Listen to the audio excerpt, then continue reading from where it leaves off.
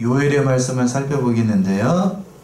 요엘 공과에는 12절부터 되어 있는데 그렇게 되게 되면 앞에 내용이 조금 애매해질 수가 있으니까 2장 1절부터 생각 같아서는 1장부터 봤으면 좋겠는데 그렇게 되면 너무 분량이 많으니까 1장에 있는 말씀 제가 간략히 말씀을 드리고 2장 1절부터 17절까지 있는 말씀을 통해서 공과의 말씀 한번 살펴보도록 하겠습니다. 그래서 제목을 여호와께로 돌아오라 이렇게 잡았어요. 누구에게 돌아오라고요? 여호와께로 돌아오라. 예, 여호와께로 돌아오라. 그래서 이제 1절부터 11절까지는 왜 여호와께 돌아와야 되는가? 환란이 임할 것이기 때문에 환란을 경고하신 거예요. 그 엄청난 재난이 이스라엘, 특별히 북쪽에 있는 이스라엘에 닥칠 것을 예언한 그런 말씀이에요. 11절까지 나와 있고 그 하나님께서 돌아오기를 촉구하는 말씀이 12절부터 14절까지 금식하며 애통하며 회개하라. 지금이라도 늦지 않았으니까 회개하라 는 말씀이 14절까지.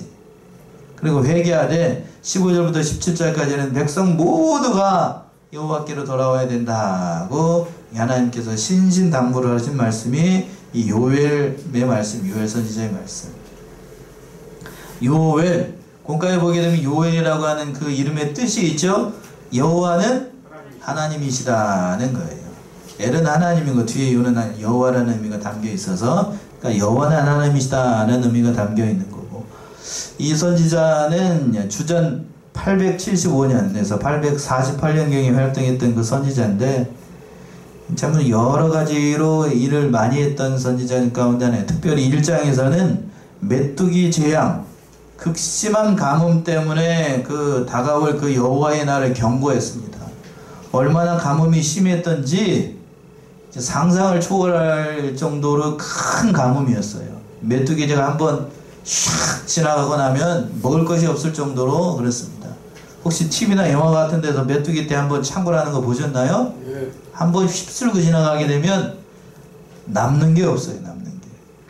제가 어렸을 때에는 논두렁 밭두렁길에 가기 샥 하고 지나간 메뚜기가 확 날아갔던 기억이 있는데 지금은 제 시골 집에 가도 메뚜기가 별로 없어요. 메뚜기가 아주 귀합니다. 집사람 먹어봤는지 모르기 때문에 저는 메뚜기 잡아가지고 옛날에 그 동그란 그 아저요? 양은 그릇 거기다가 다 넣어가지고 이렇게 딱 닫아놓고 불에다가 확 던져놓으면 어떻게 되죠? 예, 그냥 빨갛게 잘 익어요. 그걸 먹었던 기억이 있는데 여러분 혹시 드셔보셨어요? 메뚜기? 예. 예, 짭짤하니 고소해가지고 맛있습니다. 예, 고소해가지고 맛있어요. 예. 요새는 메뚜기가 먹는 건지도 모를 거예요. 아버지니 아마 구워가지고 주면 이게 왜 이걸 먹냐고 그랬을 건데 아무튼 그때는 음식이 먹을 게 귀했으니까 그랬던 기억이 있습니다. 개구장이 짓을 참 많이 해서 어렸을 때 얼마나 극심한 가뭄이 늘 것인가 1장 15절부터 한번 읽어보시겠어요? 얼마나 큰 재난인지 1장 15절 너희는 시온에서 나팔을 불어 1장 15절부터 한번 읽어보세요. 오라 그날이여 여호와의 날이 가까웠나니 곧 멸망같이 전능자에게로서 이르르러다. 식물이 우리 목전에 끊어지지 아니하였느냐. 기쁨과 즐거움이 우리 하나님의 전에 끊어지지 아니하였느냐. 씨가 흙더미 아래서 썩어졌고 창고가 비었고 곡간이 무너졌으니 이런 곡식이 시들었음이로다. 생축이 탄식하고 소떼가 민망하여 하니 이는 꼴이 없음이라. 양떼도 피곤하도다. 여호와여 내가 주께 부르짖으오니 불이 거친 들의 풀을 살랐고 불꽃이 밭의 모든 나무를 살랐음이니라. 들진 우도 주를 향하여 헐떡거리며 오니 시내가 다 말랐고 들의 풀이 불에 탔음이니라. 예, 상상을 초월하기 힘들 정도로 극심한 재난이었죠. 이런 재난이 오는 건 진짜 전조에 불과합니다. 여호와의 날이 임할 것, 심판의 날. 여기서 여호와의 날은 심판의 날인데 심판의 날이 임하기 전에 이런 일이 있으니까 이런 일이 있게 되면 여호와의 날이 임할 줄 알고 다 하나님께로 돌아오라는 얘기예요. 참 오늘 이 시대에 그 믿는 성도들한테 경각심을 주게 하는 그런 말씀인 것 같아요. 오늘 말씀도 거의 그 오후의 말씀, 이정행에 있는 말씀들도 그걸 배경으로 하고 있는 거예요. 그래서 이 날이 임하게 되니까 너희는 삼가 조심하라는 얘기. 1절부터 한번 읽어보세요. 또 1절. 시온에서 나팔을 불며 나의 성산에서 호각을 불어 이 땅 거미로로 다 떨게 할지니 이는 여호와의 날이 이르게 됨이니라. 이제 임박하였으니. 예, 이제 어떠하였으니? 임박하였으니. 임박. 이러한 재난들이 계속해서 일어나게 되면 누가 올 날? 여호와의 날, 여호와의 심판의 날이 임할 것을 우리가 알아야 된다고 하는 거예요. 그러면서 뭐라고 그러는 1절 시작을 할 때 시온에서 나팔을 불고 나의 성산에서 호각을 불라 라고 되어 있습니다. 나팔을 어디에서 불라고 되어 있어요? 시온에서 불라고 되어 있어요. 시온. 그러니까 시온 성이 있는 거룩한 곳에서, 쉽게 얘기하면 시온 그리고 성산 이렇게 얘기를 하고 있는데, 교회에서, 한마디로 얘기하면 오늘날 교회에서 나팔을 불라는 얘기예요. 교회에서 나팔을 불라라고 하는 것은 안일한 신앙생활에 빠져있는 교인들에게 먼저 경고의 메시지를 주는 거고, 저와 여러분들에게 경고의 메시지를 주는 거예요. 현대 살아가고 있는 크리스찬들에게. 교회에서부터 먼저 해야 된다. 교회에서. 교인들이 먼저 바로 돼야 된다는 얘기예요.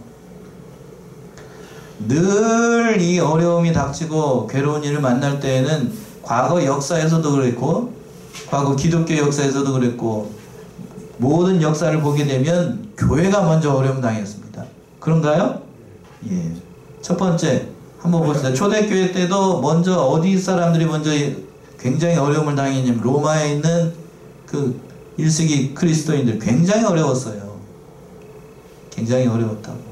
또 쭉 건너뛰어가지고 종교개혁 시대 때에, 종교개혁 시대 그리스도를 믿는 그 기독교인들이 천주교인들한테도 얼마나 많은 핍박을 받았는지 알 수가 없다고요? 그런 괴로운 일들을 당했어요.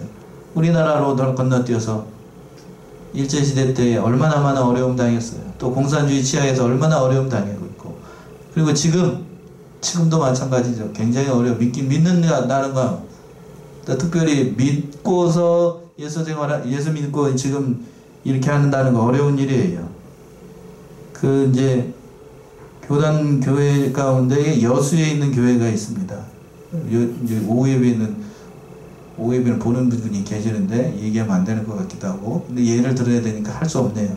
여수에 있는 교회 같은 경우에는 공단이 많죠. 여수에 공단이 많다고요. 공단이 많으니까 여수에 이제 어떤 일이 있었냐면, 교회에 나온 사람들은 월요일 날 출근할 수 있을까요? 없을까요? 못해요. 그렇게 됐어요. 교인이 교회에 와가지고 교회를 출석을 하잖아요? 그러면 공단에 출석을 하면 안 돼요. 출근을 하면 안 된다고. 그러니까 교회를 갈 수 있어요? 없어요? 그럼 웬만한 믿음 가진 교회 갈 수 있을까요? 없을까요? 못 가죠. 못 간다고. 현실적으로 핍박이 오는 거야. 현실적으로. 교회에 가서 예배를 드리면 당장 내일 뭐를 할 수가 없다고요? 출근을 못해. 출근을 못하면 어떻게 되죠? 일을 못하니까 뭐를 못 벌어요? 돈을 못 벌어. 자, 여러분 같으면 어떻게 하실래? 여러분 그런 어려움 당하지 않지요? 그런 어려움 당하지 않잖아. 그러니까 굉장히 힘이 들었다고 하더라고요. 이제 지나간 얘기니까 지금도 아마 그렇게 될 것 같은데, 요즘도 마찬가지지요. 그러니까 어느 집사님 그렇게 얘기를 하더라고요. 교회 가서 예배 드리고 자기는 하얀 거짓말을 할까? 자기는 교회 안 갔다고. 안 갔다고 그러면서 출근한 거라고. 어느 것이 현명한지 저는 목사로서 뭐라고 얘기를 못하겠어요. 참으로 이 시대가 이렇게 악해지는 거예요. 악해져. 점점 악해져. 이 말씀이, 1절의 말씀이 그 말씀이잖아요. 시온에서 나팔을 불라. 시온에서 나팔을 불라. 임박했다는 거예요. 지금 돌아가는 우리 형편을 보니까 누가 오실 날이 임박한 것 같죠? 여러분도 느끼나요? 예. 현대의학이 아무리 과학이 발달해도 눈에 보이지 않는 코로나 바이러스, 그걸 어떻게 하지를 못해요. 어떻게 못하잖아, 지금. 어떻게 못해요. 누가 작정하고 하신 일이기 때문에? 하나님이 작정하고 한 일이기 때문에. 어떻게, 방법이 없어, 방법이. 우리가 할 수 있는 방법이라고는 뭐요? 많은 사람들 모이는 곳에서 일할 때는 뭐를 써야 되고? 그거 한 가지밖에 할 수가 없는 거예요. 손발을 깨끗이 씻고. 얼마나 인간이 연약한지를 단적으로 보여주는 거 아니겠어요? 하나님이 작정하시면 그런 거예요. 그러니까 그 날이 임하기 전에 우리가 누구에게 돌아가야 된다라고 얘기하고 있는 거냐면 하나님께 돌아오라는 거예요. 하나님께. 2절부터 보이지 그날은 굉장히 어렵고 굉장히 힘이 들어요. 2절 한번 봅시다. 2절. 곧 어둡고 캄캄한 날이요 빽빽한 구름이 끼인 날이라 새벽빛이 산꼭대기에 덮인 것과 같으니 이는 많고 강한 백성이 이르렀느니라. 이 같은 것이 자고 이래로 없었고 이후 세세에 없으리로다. 예. 죄송해요. 여호와의 심판의 날은 2절에서 보게 되면 곧 어둡고 무슨 날? 캄캄한 날이라 라고 얘기하고 있어요. 어둡고 캄캄한 날. 빽빽한 구름이 끼인 날. 얼마나 그날이 괴롭고 힘들면 어둡고 캄캄한 날이라고 그러겠어요. 또 빽빽한 구름이 끼인 날과 같고 또 강한 백성이 이를 것이다 라고 얘기를 했습니다. 실제로 역사적으로 아수르 백성들, 아수르의 군사들이 엄청나게 무시무시했습니다. 상상을 초월해요. 우리가 생각하는 것 그런 사람들 자비가 없어요. 그들은 자비가 없었던 아주 무시무시한 사람들이었어요. 무시무시한 군대였고. 그랬죠? 그 하반절에서 그랬죠. 이 같은 것이 자고 이래로 없었고 이후 세세에 없었다라고 하는 거예요. 전에도 없었고 후에도 없을 정도로 아주 극심한 환란이 임하게 될 거라는 얘기입니다. 역사적으로 아수르가 이스라엘을 침략할 때 그렇게 됐어요. 진짜로 무시무시했습니다. 아수르가 이스라엘을 침략을 할 때에 얼마나 대단하게 침략을 했었는지. 보통 정복하는 나라가 피지배국을 침략을 할 때에 중요한 것들은 남겨놔요. 보통. 그리고 웬만한 같은 거기 있는 사람들은 자기 포로로 만들고 노예로 만들기 위해서 많은 사람들 죽이지 않고 그렇게 하는데, 그때 아수르가 이스라엘을 침략을 할 때에는 자비가 없었어요. 그냥. 자비가. 그리고 거의 다 거반다 죽고, 거기에 그 땅에 남겨져 있는 사람들은 다 잡아가지고 어디로 가지고 갔냐면 싹 다 거기 있으면 또 이상한 짓 하니까 다 뽑아버렸어. 나무를 뽑듯이 다 뽑아버렸다고. 거기 있는 사람들 다 잡아가지고 어디로 가요? 다 데리고 가고 노예로 만들고, 그리고 남아있는 사람들은, 그래도 남아있는 사람은 어떻게 했냐면 거기 아수르에 있는 다른 민족 있죠? 다른 민족 사람들을 그 이스라엘 땅에다 옮겨다 심어버렸어. 그리고 남아있는 사람은 어떻게 했냐면 강제로 결혼을 시켰어. 그래서 어떻게 됐냐면 사마리아, 성경에 나오는 사마리아 사람, 그래서 나온 거예요. 혼혈민족이 되어버린 거예요. 이스라엘에 뭐를 빼앗아 버렸냐면 정체성, 신앙, 이것을 싹 다 그냥 청소를 해버렸어요. 청소. 무섭죠? 그래서 2절의 말씀이 그렇게 되는 거예요. 이와 같은 것이 자고 이래로 없었고 이후에도 없다. 그런 거예요. 아주 무서웠습니다. 자비가 없었어요. 이들에게는.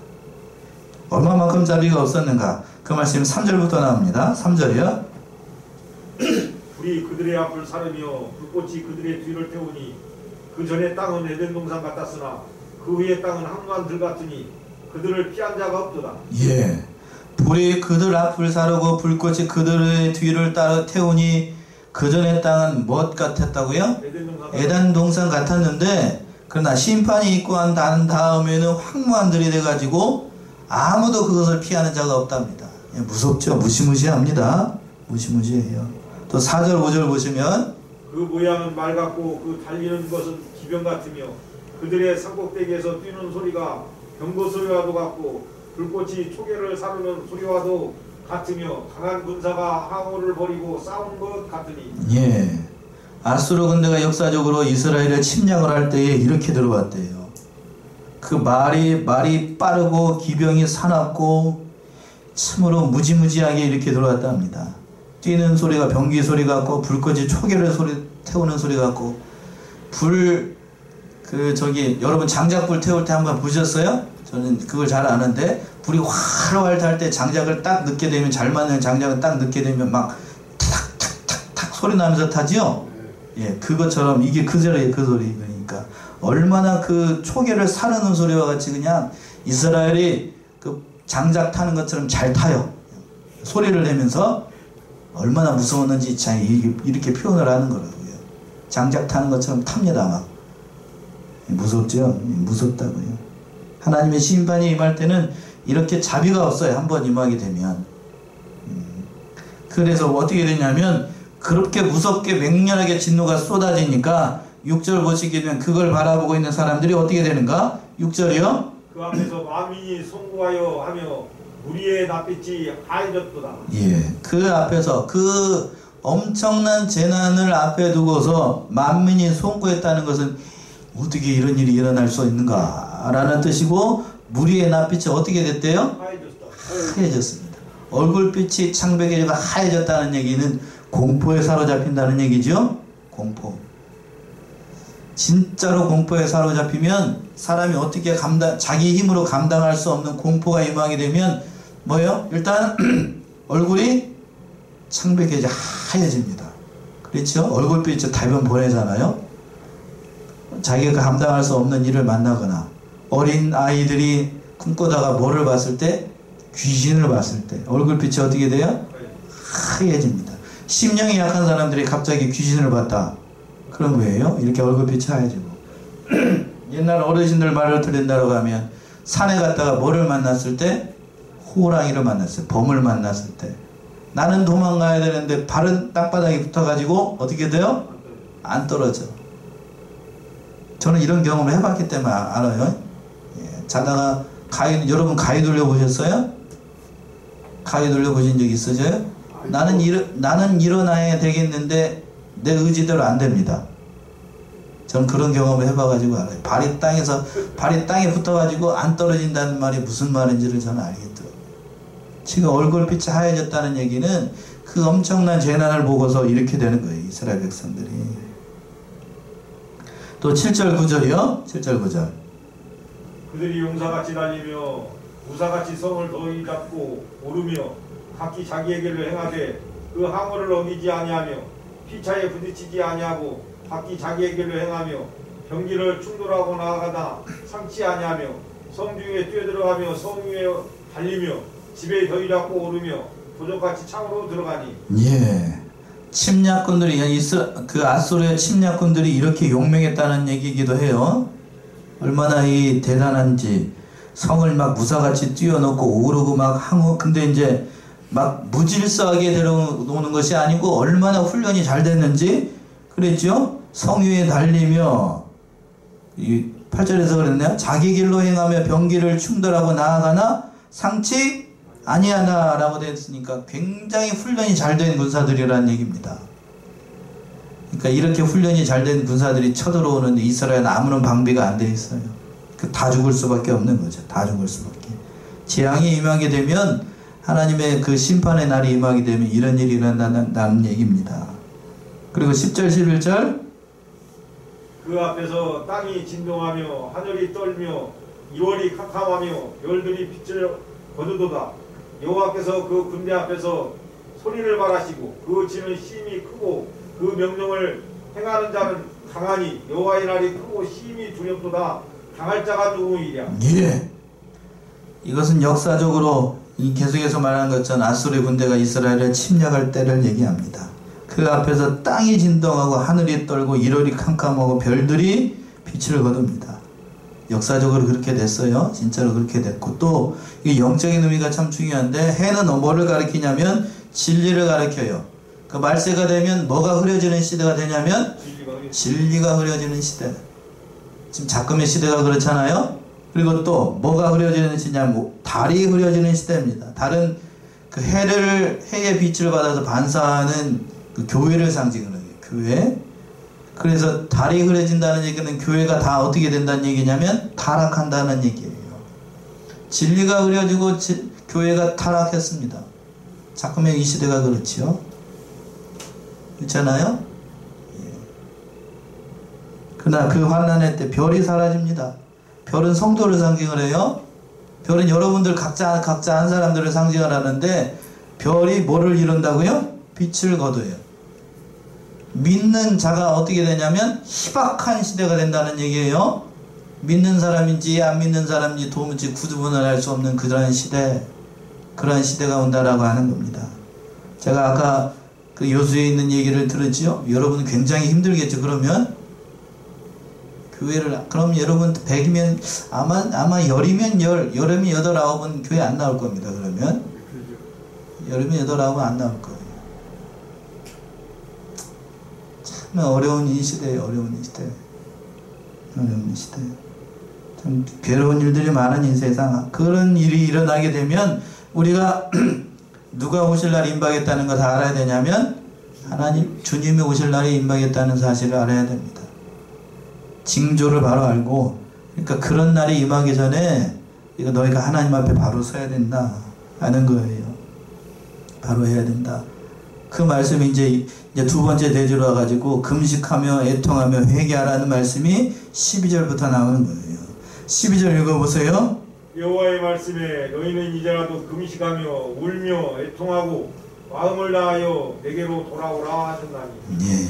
앞서서 얘기했던 큰 환란이 있기 전에 그랬어요. 여호와의 말씀에 너희는 이제라도, 언제라도, 지금이라도 금식하며 울며 애통하고 마음을 다하여 내게로 돌아오라. 이 말씀에서 가장 중요한 건 이제라도예요. 이제라도. 12절에서 이제라도, 지금이라도 이 말씀 제발 하나님께 돌아오라는 거예요. 제발. 살 길이 누구에게 있다는 얘기일까요? 하나님께 있다 하는 얘기예요. 지금이라도 제발 하나님께로 돌아오라. 이렇게 간곡하게 얘기를 했어요. 그렇죠? 하나님, 누가요? 하나님이 이렇게 간곡하게 얘기를 했습니다. 지금이라도, 이제라도 와라. 울며 애통하고 마음을 다하여 내게로 돌아오라. 하나님께서 이렇게, 앞에서는 누구 선지자? 호세아 선지자가 그렇게 타들어가는 심정으로 얘기했죠. 불붙는 심정으로. 그리고 또 오늘은 요엘 선지자가 이렇게 얘기를 합니다.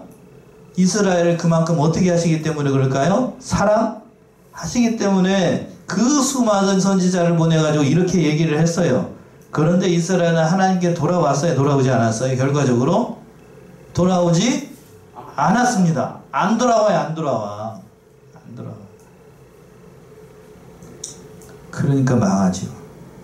13절 14절 또 계속해서 말씀하십니다. 너희는 옷을 찢지 말고 마음을 찢고 너희 하나님 여호와께로 돌아올지어다. 그는 은혜로우시며 자비로우시며 노하기를 더디하시며 인애가 크시사 뜻을 돌이켜 재앙을 내리지 아니하시나니 주께서 혹시 마음과 뜻을 돌이키시고 그 뒤에 복을 끼치사 너희 하나님 여호와께서 소대와 전대를 드리게 하지 아니하시는지 누가 알겠느냐. 예. 13절에서 그랬어요. 너희는 옷을 찢지 말고 어디를 찢으랍니까? 마음을 찢으라.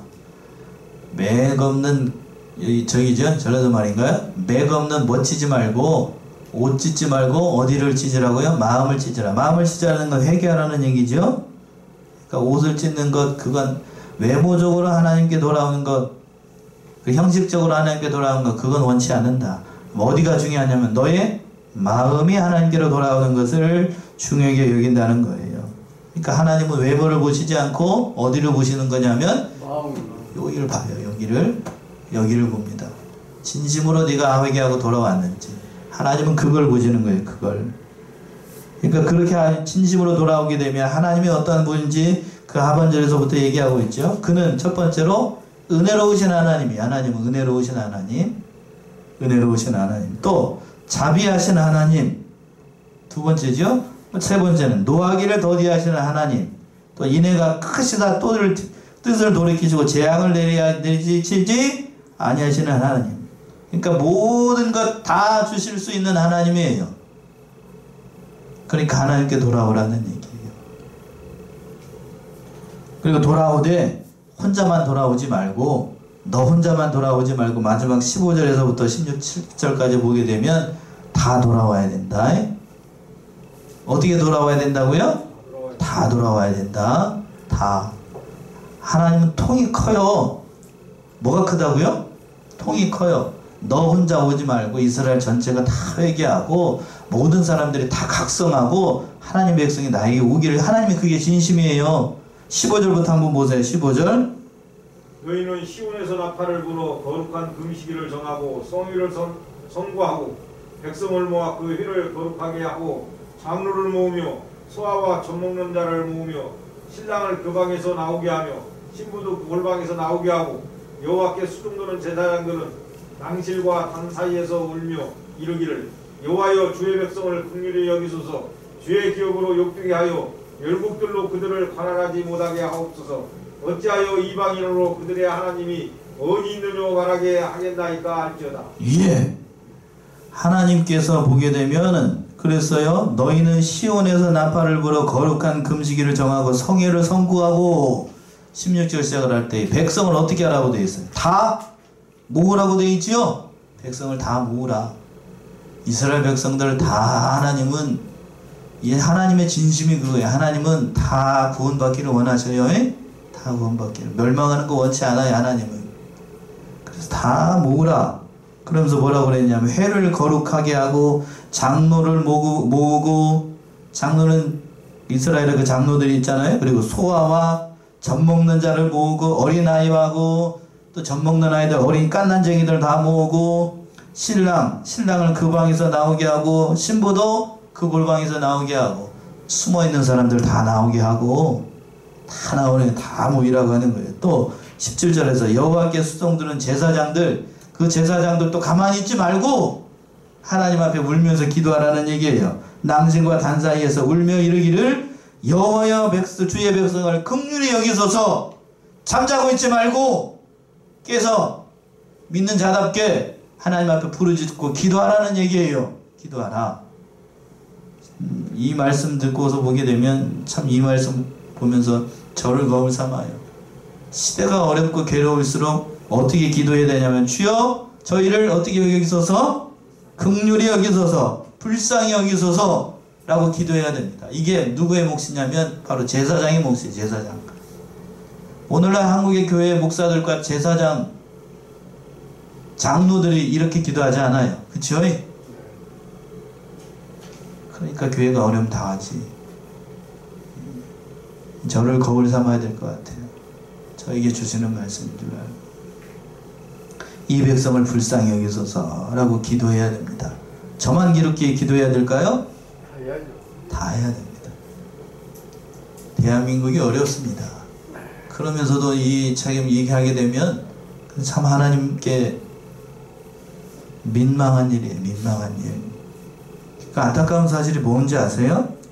요즘 이렇게 코로나 때문에 어려움 당하고 이렇게 교회가 어렵잖아요. 그리고 예배를 다 온라인으로 예배를 드리고 지금 유튜브에 보게 되면 밑에다가 계좌번호를 딱 해놓고 현금은 요리로 해가지고 이렇게 다 밑에다가 써놨어요. 그러면서 그 큰 교회들 같은 경우에는 그리로 다 이제 헌금이 다 입금이 된대요. 그러니까 헌금이 많이 줄기는 했는데 교회를 운영하는 데에는 별 지장이 별로 없나 봐요. 별 지장이 없나 봐.